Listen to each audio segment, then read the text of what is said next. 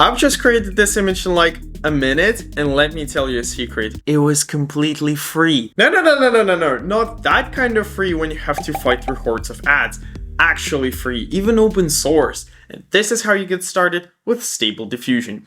First of all, head to GitHub to download the web UI for Stable Diffusion. Now you can install this on Windows, Linux, and Mac, but in this tutorial we'll be focusing on Windows because that's probably what you're running. As for hardware requirements, you will need an NVIDIA GPU that supports CUDA, but if the Steam hardware survey is anything to go by, most of you are good to go. So we download the archive, unzip it, launch the apt script, and Windows will get a bit sus. But don't worry, this is an open source project, it's safe. So we click more info and run anyway. This will launch the terminal and update Stable Diffusion to the latest version.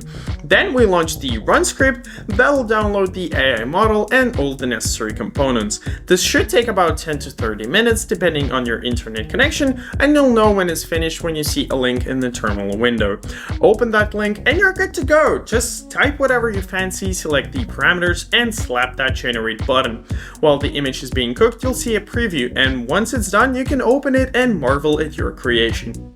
Now, you might get a bit confused with all the options out there at first, but don't worry, I'll be making a full tutorial on how to create beautiful images very soon, and you can already find a few details in the description.